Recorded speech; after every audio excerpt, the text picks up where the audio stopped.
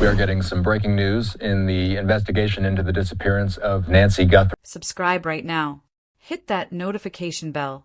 Turn on every notification. It was almost 10 o'clock at night when Nancy Guthrie came home. A quiet night in Tucson, Arizona.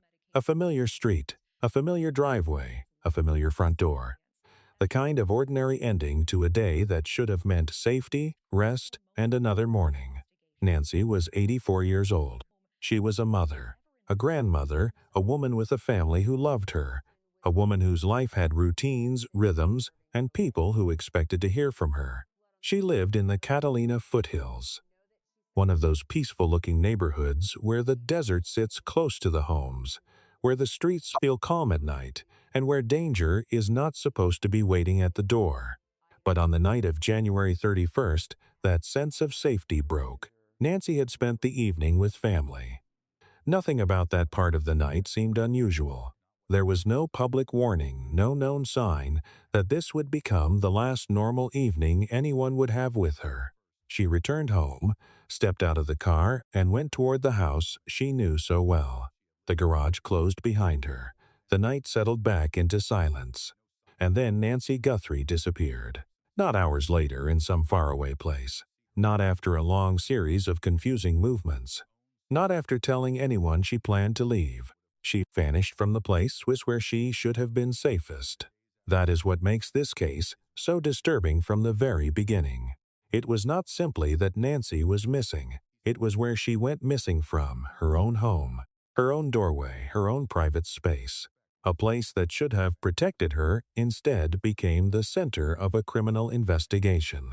By the following day, when her family could not reach her, concern turned into fear.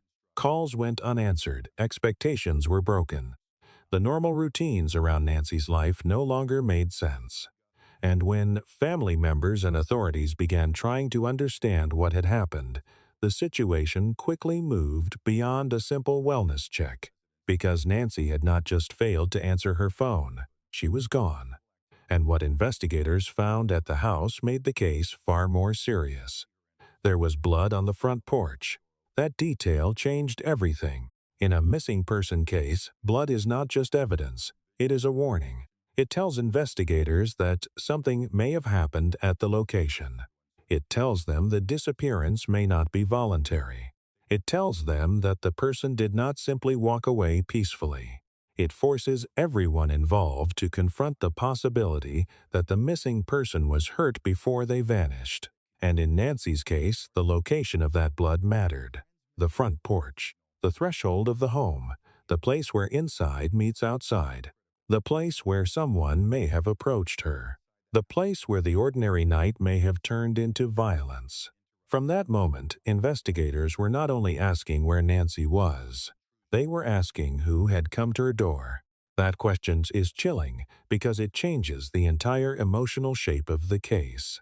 If Nancy had wandered away, investigators would search outward. If she had left voluntarily, they would look for signs of planning. But if someone came to her home, disabled her security, confronted her, and removed her from the property, then the investigation becomes something darker. It becomes a search for a person who planned, a person who knew enough, a person who came prepared, a person who believed they could enter the life of an 84-year-old woman and leave with her gone. The timeline that investigators began building was painfully precise. Nancy was dropped off at home late that evening. Her garage closed shortly afterward. Then, for several hours, the neighborhood appeared quiet. But in the early morning darkness, the first major break in the security system occurred. Her doorbell camera went offline. That is not a small detail. A doorbell camera is designed to be a witness. It records the very place where strangers, visitors, delivery drivers, neighbors, family members, and anyone approaching the home would appear. In a case like this, that camera could have captured the most important moments of the entire night, and then it stopped. The question investigators had to ask was obvious. Did the camera fail, or did someone make sure it could not see? According to the storyline in the source script, authorities believed the camera was not simply lost to a normal technical issue. The camera had been interfered with. Someone allegedly approached the home and took deliberate steps to block or disable what Nancy's security system might have recorded. That kind of action suggests awareness. It suggests the person knew the camera was there. It suggests they were not acting in complete panic. It suggests they understood that what they were about to do needed to be hidden. And that is what made the next pieces of the timeline even more unsettling. After the camera went offline, another motion event was reportedly registered near the property, but there was no clear usable footage. Then came one of the most haunting data points in the entire case. Nancy's pacemaker lost its Bluetooth connection to her phone. A pacemaker is not an emotional witness. It does not guess. It does not speculate. It simply records connection, distance, signal, and silence. And when that connection disappeared, it suggested Nancy was no longer where she had been. The meaning of that moment is terrifying. An elderly woman with serious medical needs, separated from her phone, separated from her home, separated from the device connection that showed she was nearby. In the darkness of the early morning hours, Nancy's life appeared to move from the safety of her residence into the unknown. That is why the early timeline matters so much. The doorbell camera goes offline. Motion is detected near the property. The pacemaker connection disappears. Blood is later found at the front porch. Nancy is gone. Each detail alone is disturbing. Together, they begin forming a sequence. Someone came to the house. Someone knew about the camera. Someone moved near the property. Something happened at or near the front entrance. Nancy was removed from the place where she belonged, and whoever did it left behind evidence they may not have expected to survive. That is one of the most important themes in this case. The person responsible may have believed they were in control. They may have believed darkness would protect them. They may have believed the camera could be disabled. They may have believed an elderly woman's disappearance could be explained away long enough for them to escape. But houses remember, devices remember, blood remembers, and modern investigations are built to recover what criminals think they have erased. The doorbell camera became a major part of the story because investigators were reportedly able to recover footage that had been presumed deleted or unavailable. That recovery changed the public understanding of the case. Suddenly, this was not only a disappearance with blood and a broken timeline. There was an image. There was a figure. There was someone to look at, even if that person tried not to be seen. The footage showed a man at Nancy's front door, masked, gloved, covered, carrying a backpack, moving with purpose. This was not the image of someone casually approaching a house by mistake. It was the image of a person who appeared to understand that he needed to hide his identity. The mask covered his face. The gloves protected his hands. The clothing concealed his body. The backpack suggested preparation. And the way he interacted with the camera suggested he knew exactly what he was trying to defeat. There is something deeply disturbing about watching a person disable a camera before a crime, because that act tells you they were thinking ahead. They knew there was a witness. They knew that witness was mechanical, and they believed they could silence it. But the camera did not stay silent forever. The recovered footage gave investigators and the public a glimpse of the person believed to have approached Nancy's home. It did not answer every question. It did not immediately produce an arrest. It did not reveal a clear face that could end the case overnight. But it gave the investigation direction. It gave the public something concrete. It gave detectives details to analyze: height, build, clothing, movement, backpack, gloves, mask, possibly a weapon. Every frame mattered. Investigators could study how the suspect moved, whether he seemed familiar with the property, whether he appeared calm or rushed, whether he knew where to stand, whether he had planned how to cover the lens, whether his actions suggested experience, preparation, or desperation. A person can hide their face and still reveal themselves in other ways. Their walk, their posture, their height, their habits, the hand they use, the way they carry weight, the brands they choose, the equipment they bring, the mistake they make under pressure. In this case, the backpack became one of the most talked about details. The source script identifies it as a Black Ozark Trail hiking-style pack, a type of item connected to Walmart retail availability. That detail matters because ordinary objects can become extraordinary leads. A backpack is not just a backpack when it appears in crime scene footage. It can be traced through purchase history, store inventory, surveillance footage, receipts, card transactions, and witness memory. Somewhere, someone may have bought that bag. Somewhere, a camera may have recorded it. Somewhere, a transaction may have captured the person who thought it was just another item. That is how investigations move. They take what seems small and make it important. A backpack, a holster, a pair of gloves, a camera interruption, a blood sample, a missing signal from a pacemaker, a broken routine, a few minutes in the dark. Each piece becomes part of the larger net. But the evidence at Nancy's home did not stop with footage. The most important evidence may have been biological. According to the story in the uploaded script, investigators found unknown DNA connected to the scene. Blood recovered from Nancy's front porch reportedly contained not only Nancy's DNA, but DNA from an unknown individual. That detail, if confirmed and properly processed, would be one of the strongest pieces of evidence in the entire case. Because DNA can outlast lies. It can outlast deleted messages. It can outlast masks. It can outlast gloves that fail to protect completely. It can outlast a suspect's confidence. An unknown DNA profile means someone left a biological trace. Someone who was there. Someone who came into contact with the scene in a way that investigators could detect.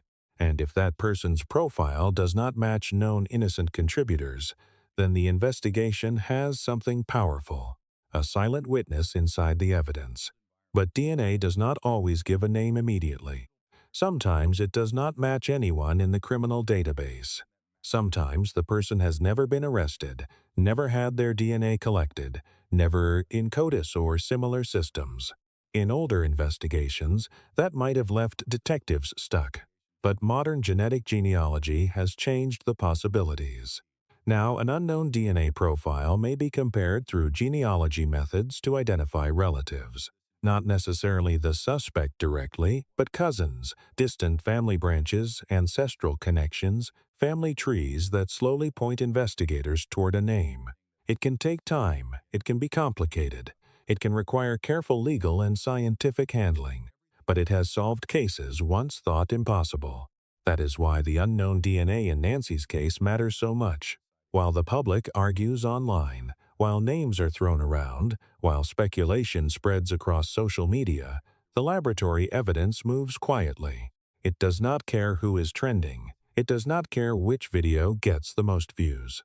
It does not care which theory sounds dramatic. It only asks one question. Who does this DNA belong to? And when that answer comes, the entire case could shift. Because once investigators have a name, every other piece of evidence can be rebuilt around that person. Where were they? Did they buy the backpack? Did they own similar gloves? Did their height and build match the footage? Did their phone place them near Nancy's home? Did they have any connection to Nancy, her family, Tucson, or the area? Did they cross paths with anyone already discussed in the investigation? Did they send messages? Did they search for her address? Did they know she was vulnerable? Did they have financial motive? Did they attempt ransom contact? Did they disappear from their normal routine after February 1st? That is why DNA is not just a clue. It can become the anchor. Once the anchor is found, the case can begin pulling everything toward it. But until that moment, the public is left with partial images and unanswered questions. And where there are unanswered questions, the internet often creates its own answers. That is exactly what happened in Nancy Guthrie's case. After the footage was released, online true crime spaces began doing what they often do. They paused frames, enlarged images, compared body shapes, studied tattoos, looked at facial hair, built theories, posted names, shared addresses, uploaded videos, claimed patterns, claimed certainty. But online certainty is not evidence. And in this case, that difference became painfully important.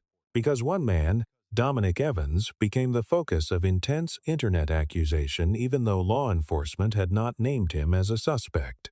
The connection that pulled his name into the online conversation was not completely imaginary. It was a chain of association.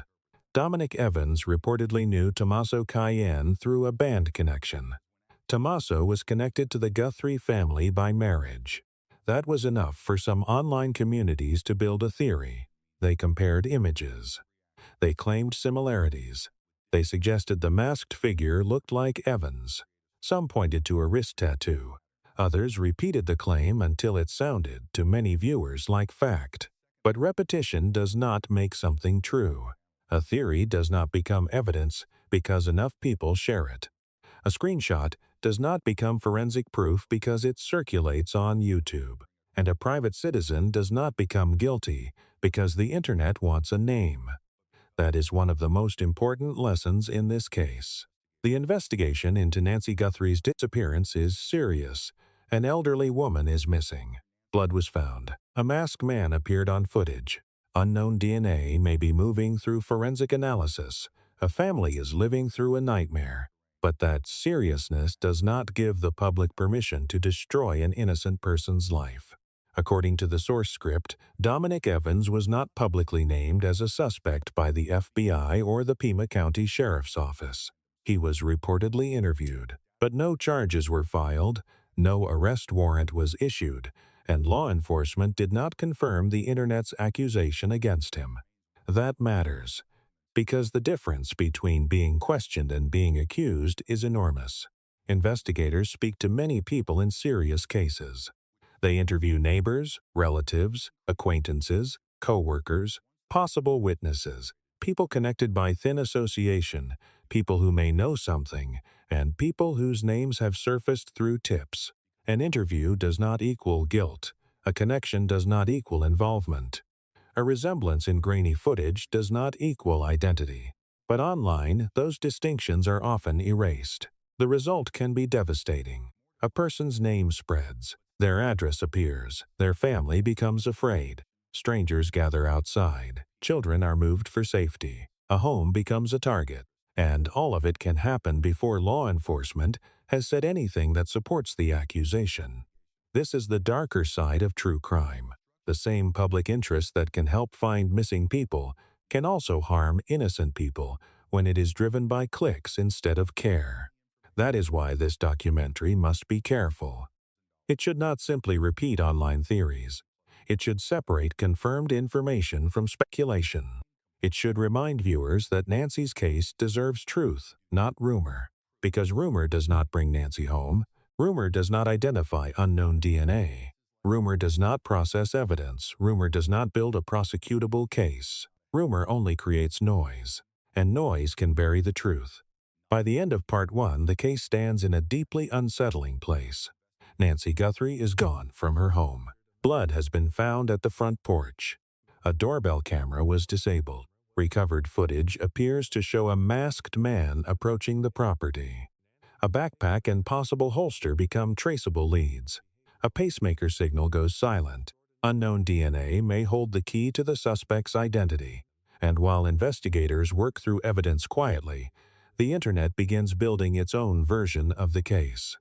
One that points at people before the facts are ready. That is where the next part of the story begins. Because Nancy's disappearance is not only a mystery about who came to her door, it is also a warning about what happens when the public decides it knows the answer before the evidence does.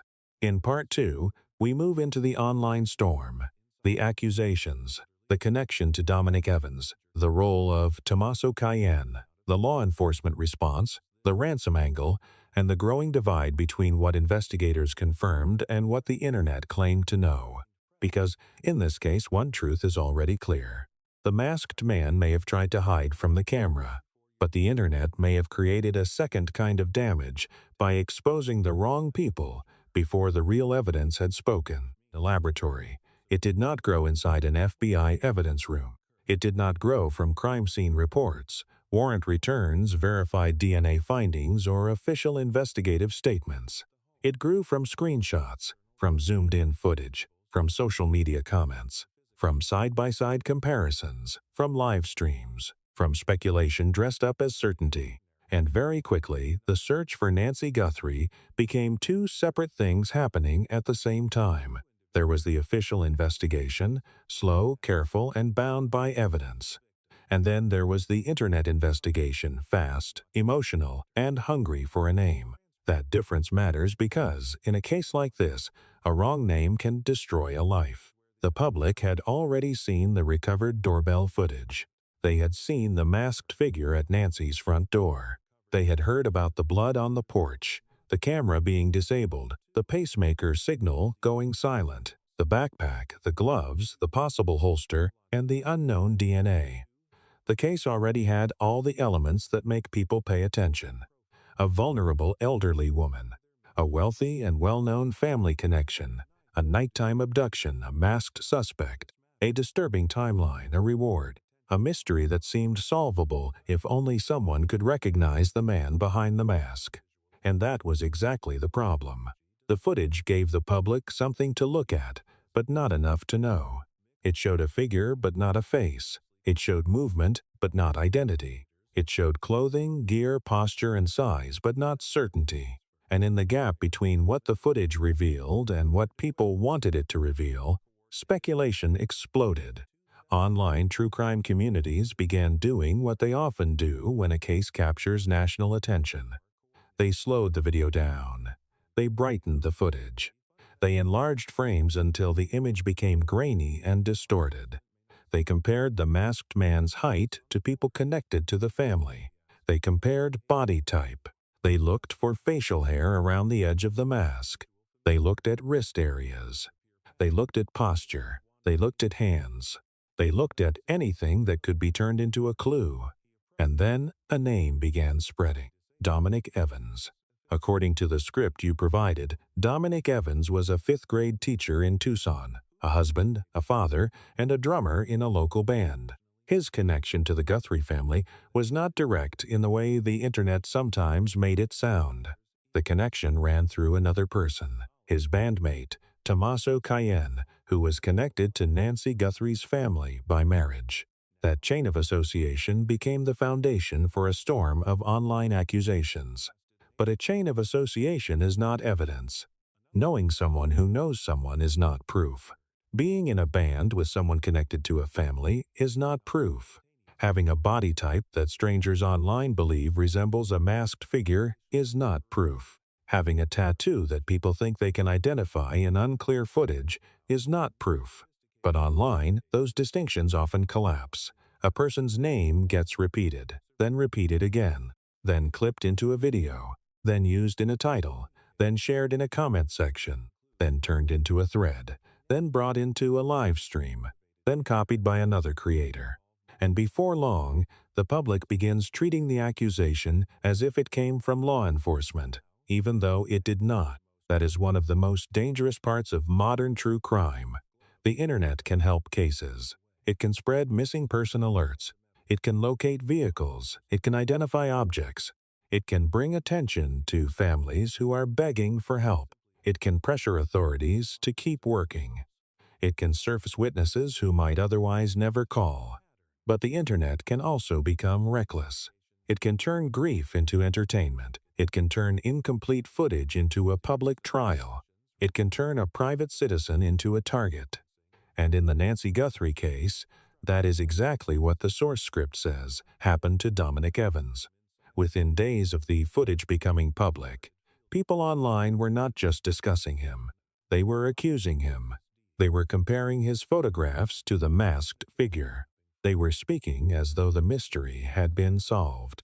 They were building entire narratives around him, even though the real investigators had not publicly named him as a suspect. That difference is everything. Law enforcement had not arrested him. Law enforcement had not charged him. Law enforcement had not issued a warrant naming him as the masked man. Law enforcement had not said he was the unknown DNA contributor. Law enforcement had not said the backpack, holster, camera footage, blood evidence, or pacemaker data pointed to him. But online, many people acted as if none of that mattered. They had decided. And when the internet decides without evidence, the punishment can begin before the truth is known. According to the story in your uploaded script, Dominic Evans's home address was leaked and spread. People drove near his neighborhood. His family became afraid inside their own house.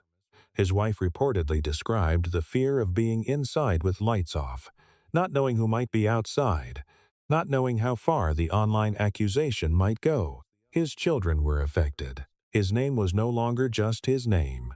It had been turned into a theory, a headline, a target. That is a kind of harm people do not always think about when they share a post. They imagine they are helping. They imagine they are solving. They imagine they are pushing the case forward. But if they are wrong, they are not helping the victim. They are creating another victim. And that matters here because Nancy Guthrie's case already had a real victim at the center. Nancy, an 84-year-old woman who had vanished from her home. An elderly woman whose blood had reportedly been found at the threshold. A woman whose pacemaker signal went silent. A woman whose family was desperate for answers. The case did not need fantasy, it needed facts. And that is where the official response became important. Because according to the script, law enforcement did not treat Dominic Evans the way the internet treated him. He was reportedly interviewed. He reportedly said he had met Nancy Guthrie only once many years earlier. He was not publicly named as a suspect. No charges were filed against him. No arrest warrant was issued. And the Pima County Sheriff's Office and FBI did not publicly support the online accusation against him. That should have mattered. But for some people online, it did not. Because once a theory becomes profitable, it can be very hard to kill. A creator who has built a video around a name does not always want to walk it back. A live stream audience that has spent hours convincing itself does not always want to hear caution. A comment section that has turned suspicion into identity does not always want to admit it may have gone too far. And that is the moral failure inside many viral crime stories. People say they want justice, but sometimes what they really want is certainty. They want a villain. They want a face. They want the feeling that they saw what investigators missed. They want the rush of being early, being bold, being the one who called it. But real justice does not work that way. Real justice requires restraint. It requires evidence. It requires being willing to say, "We do not know yet." And in the Nancy Guthrie case, there was a lot the public did not know. They did not know whose DNA was recovered. They did not know whether the masked man had a direct connection to Nancy. They did not know whether the ransom note was real. They did not know whether the suspect was local, connected, hired, or acting as part of a larger group. They did not know whether the crime was personal, financial, opportunistic, or organized. They did not know whether the person in the footage was someone already being talked about online or someone whose name had not yet surfaced publicly at all. And not knowing is uncomfortable, but discomfort is not permission to invent. The name Tommaso also became part of that online storm, because Tommaso Cayenne's connection to the Guthrie family gave the internet another path to follow. In the source script, Tommaso was described as married into the family and also connected to Dominic Evans through music. That was enough to pull both men into the public conversation. But the script also says something extremely important. Sheriff Chris Nanos publicly stated that Nancy Guthrie's children and their spouses cleared spunkspecs, including Cayenne. That is not a small detail. In an active investigation, law enforcement is often careful with language. They do not usually clear people casually. They do not usually make strong statements unless they have a reason to do so. And when a sheriff publicly says the family and spouses are cleared, that should change how responsible creators discuss the case. It does not mean viewers cannot ask questions. It does not mean the case is solved. It does not mean every rumor disappears instantly. But it does mean a documentary voiceover should not present Tommaso as guilty, or Dominic Evans as guilty, or any cleared or unnamed person as the confirmed offender, unless law enforcement or a court establishes that. The tone has to stay serious. The story has to stay careful. Because the credibility of the video depends on that. You can still make the story gripping without making false claims. In fact, the truth is already gripping enough. An elderly woman disappears from her own home. A masked man disables her camera. Her pacemaker connection goes silent. Blood is found on the porch. Unknown DNA may be the key. A backpack and holster may be traceable. A ransom note appears. A second fraudulent ransom communication emerges separately. The FBI and local authorities chase tens of thousands of tips. Online communities accuse an uncharged man. Law enforcement pushes back. That is already a powerful story. It does not need to be made reckless. The ransom angle is one of the most chilling parts of the case because it opens the door to a different kind of motive. If a ransom communication was received, and if it demanded Bitcoin, then investigators had to consider whether Nancy's disappearance was connected to money in a broader, more organized way. A Bitcoin demand is not like an ordinary ransom note written on paper and left behind.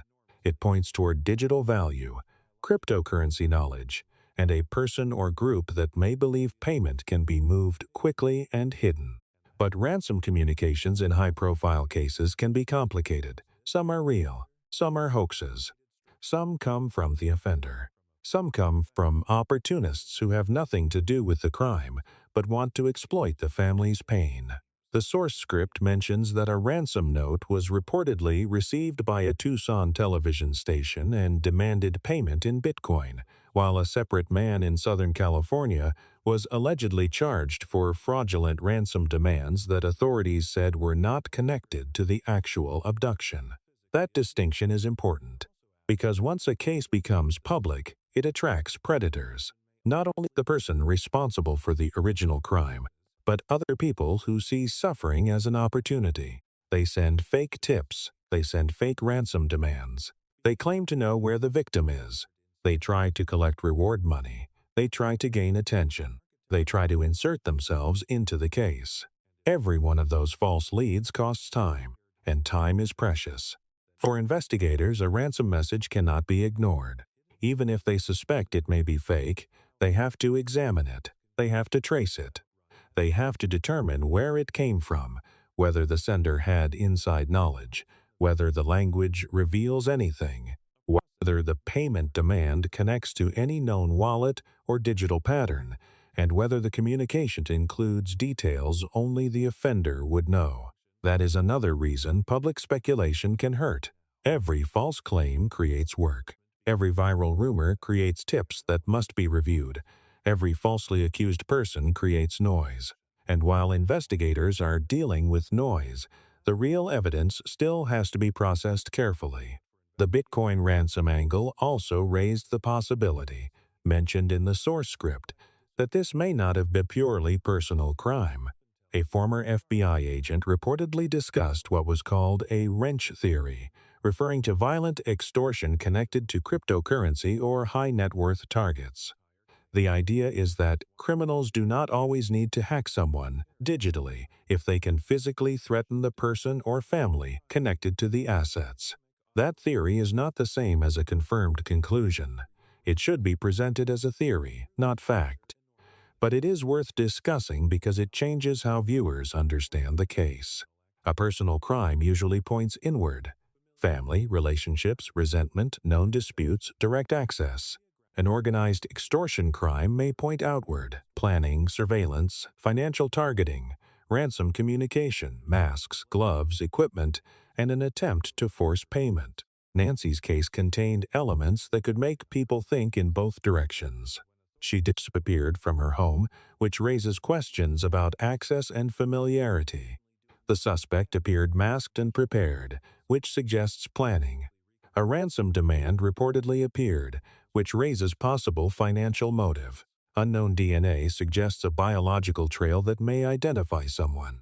Online speculation tried to connect known people to the footage. Law enforcement, however, had not publicly confirmed those online theories.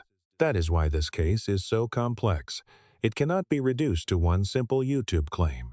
It is not responsible to say, this person did it, when investigators have not. It is stronger to say, here is what is known. Here is what is alleged. Here is what law enforcement has confirmed. Here is what remains unproven. And here is why the difference matters. That approach actually makes the documentary more serious, because viewers can feel when a narrator is being careful. They can also feel when a narrator is just chasing shock. And in Nancy Guthrie's case, shock is already built into the facts. The pacemaker signal alone is haunting. The idea that an 84-year-old woman's medical device connection could mark the moment she was moved away from her phone is the kind of detail that stays with people. It is clinical, but it is emotional. It turns technology into a witness. It gives a timestamp to absence. The doorbell camera is haunting too. A device meant to protect her became a target. The suspect did not simply approach the home. He reportedly acted against the camera, a gloved hand, a covered lens, a deliberate attempt to blind the system. That suggests the person understood that the home could record him, but the recovery of footage means that attempt failed in part. The camera may have been disabled but not erased from the case. That is important, because it gives the investigation a visual lead. Not a complete identity, but a direction. Then the unknown DNA gives the investigation a biological lead. Not a public name yet, but a possibility. Then the retail items give the investigation a commercial lead, a backpack, a holster. Items that may connect to purchase records and store cameras. Then the ransom communication gives the investigation a financial and digital lead. Bitcoin, deadlines, possible extortion. This is what real investigators do. They build from every angle. Video, DNA, retail, digital, financial, witnesses, tips, family interviews, neighborhood canvassing, traffic cameras, doorbell networks, Bluetooth signals. Every angle matters because the suspect may only have made one mistake in each category. But together, those mistakes can become enough. One mistake on camera, one mistake with DNA, one mistake with a purchase, one mistake with timing, one mistake with a phone, one mistake with a ransom message, one mistake with a route, one mistake with a witness. That is how cases break. Not always through one dramatic confession, sometimes through accumulation. And while that accumulation is happening, the public may see very little. That silence can be frustrating. People start to believe nothing is happening. They think because no arrest has been made, investigators must have no leads. But that is not always true. In major investigations, silence can mean work. It can mean testing. It can mean waiting for lab results. It can mean protecting the case. It can mean investigators know more than they can say. That is especially true when DNA genealogy is involved. If investigators are building a family tree from an unknown profile, they cannot simply announce every step. They may be identifying relatives, narrowing branches, comparing ages and locations, looking for people who fit the footage, checking connections to Tucson, checking purchase records, and obtaining confirmatory samples. That kind of work takes time. It also has to be done correctly, because a mistake could damage the case and harm innocent people. That is why the Internet's impatience is dangerous. The real investigation may need weeks or months. The Internet wants a suspect tonight. The real investigation needs proof. The Internet wants content. The real investigation has consequences. The Internet can move on to the next viral case after ruining someone. Law enforcement cannot, and Nancy's family cannot. They remain inside the nightmare. For them, this is not a puzzle. It is not entertainment. It is not a comment section debate. It is their mother, their grandmother, their loved one, an elderly woman who went home one night and never came back. That is why the middle of this documentary has to do two things at once. It has to follow the leads, and it has to correct the noise. It has to keep the story compelling, but it also has to protect the difference between evidence and accusation. Dominic Evans becomes important in this part, not because law enforcement confirmed him as a suspect, but because his experience shows how quickly a true crime audience can damage someone when it confuses speculation with proof. Tommaso becomes important, not because the documentary should accuse him, but because his connection helped fuel online theories, and because law enforcement's clearing statement is an important part of the public record in the storyline you provided. The ransom angle becomes important because it may point toward motive or exploitation, But it must be handled carefully because not every ransom communication is authentic. The DNA becomes important because it may eventually cut through all the speculation with something stronger than public opinion. That is the balance. Human drama but factual caution, suspense but responsibility, curiosity but not false certainty. As Part 2 continues, the audience should understand that the case is moving in several directions at once. One direction leads to the masked suspect. Who was he? Where did he come from? Did he know Nancy? Did he know the house? Did he know the camera system? Did he act alone? Was he hired? Was he part of a larger extortion plan? Did he leave the unknown DNA? Did he buy the backpack and holster? Did he send the ransom note? Another direction leads to the online storm. Why did people focus on Dominic Evans? How did a loose connection become an accusation? Why did some viewers ignore law enforcement's silence? How did the accusation affect his family? What does that say about true crime culture? Another direction leads to the family. How did Savannah Guthrie and her siblings respond? What did they offer as a reward? How did they cooperate? How did law enforcement describe them? Why did the public still speculate despite official statements? And another direction leads to the forensic future. What will DNA reveal? What will genealogy produce? Will the backpack be traced?